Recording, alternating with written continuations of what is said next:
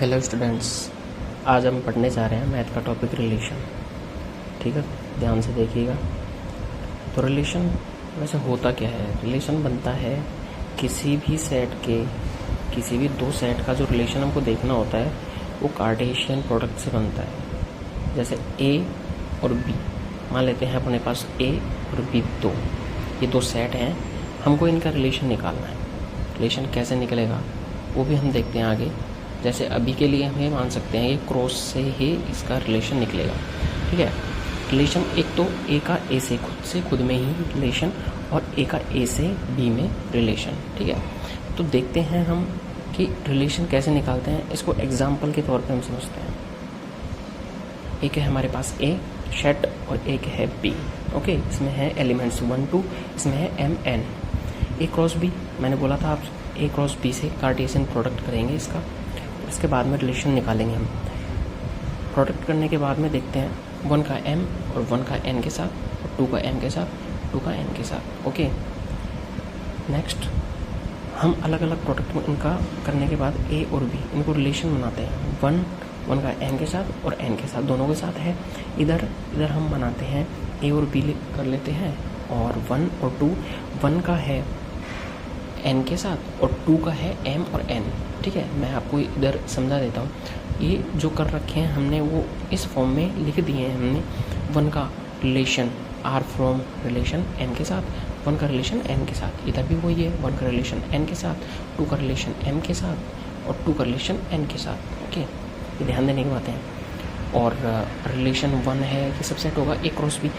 ए cross B से ही बनेंगे relation. मैं आपको ऊपर बात बता चुका हूँ कि ए क्रॉस बी से ही इसके रिलेशन बनेंगे। ओके, आगे R1 जो हमें रिलेशन बनाना है हमको, जो यहाँ लिखे हुए हैं ये रिलेशन है 1 का relation n, same to same इनको यहीं लिख देना है। 1n 2m 2n। ओके, अभी सीधी बात आपको बताऊँ मैं, हमको रिलेशन निकालना है। रिलेशन कैसे निकलेगा? रिलेशन का जो हमको रिलेशन की संख्या देखनी है, कितने रिलेशन है, कैसे निकलेंगे, सीधे फॉर्मेट बताऊँगा, ज़्यादा आपको उलझने वाली चीज़ नहीं बताऊंगा। A relation from A to B is a subset of B. A relation जो होगा ए क्रॉस बी का सबसेट होगा। इतनी बात ध्यान रखने के लिए, अगर टोटल नंबर्स ऑफ रिलेशन यानी कि रिलेशन की संख्या अपन को निकालनी है, कुल संख्या निकालनी है रिलेशन की, तो कैसे निकलेगी? जैसे ए से बी में है, ए से बी में है, तो अगर इसके जो ए में जो नंबर है और बी में जो नंबर है वो उनका क्रॉस प्रोडक्ट होगा और वो 2 की पावर में आएगा। जैसे रिलेशन को अब इसको इससे समझा देते हैं एग्जाम्पल से। ए है 1 2 3, बी का है ए बी सी डी, इसमें 3 है, इसमें 4 है element. Okay, now n cross A cross B, n A cross B, यानी कि एन क्रॉस बी में एलिमेंट्स कितने हैं? 3 ए में है और बी के लिए 4 हो गए, यानी 12 है। तो इसका फॉर्मूला हमने देखा था, ये होता है। या तो डायरेक्टली अपन ऐसे कर सकते हैं इसको, 2 की पावर m n 2 की पावर 3 इंटू 4, 2 की पावर 12। या फिर ऐसे कर सकते हैं, पहले इनको निकाल लेते हैं, 12 आएगा, उसके बाद में 2 की पावर में रख देंगे। ओके, ठीक है, ये वही हो गया। अब आपको सीधी बात बताऊँ कि डोमेन, रेंज और कोडोमेन ये भी निकाले जाते हैं। तो जो रिलेशन के बाद में इन सेट की जो रिलेशन का डोमेन है, डोमेन होगा वो ए से होगा। ए से कैसे होगा अभी आपको समझा देते हैं। जैसे कि हमको ए क्रॉस बी कर लिया है हमने, तो ए क्रॉस बी के में डोमेन जो बनानी है, डोमेन ए के लिए डिनोट करना है कि ए में से बनेंगे। ए में कैसे बनेंगे? तो जो शुरू में जो प्रोडक्ट है उनको रिपीट में तो लेना नहीं है, लेकिन जितने भी आए हुए हैं वो उनको लिखना हुआ है।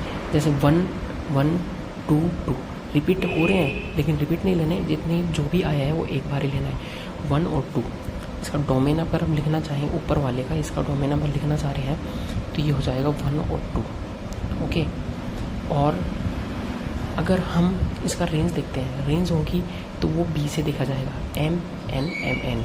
रिपीट को नहीं लेना है, एक बार ही लेना है जो भी आ रहे हैं, m n। और जो कोडोमेन देखना है, कोडोमेन होगा जो अपना बी बना हुआ है, बी सेट, वो कोडोमेन होगा, वो same to same as it codomain. Okay, हमने देख लिए हैं, डोमेन देख लिया, रेंज देख लिया, कोमेन देख लिया। डोमेन बनेगा वो ए से बनेगा, जो फर्स्ट प्रोडक्ट है, एलिमेंट है, और जो रेंज बनेगी वो सेकंड वाले से बनेगी, और जो कोडोमेन होगा बी वाले से।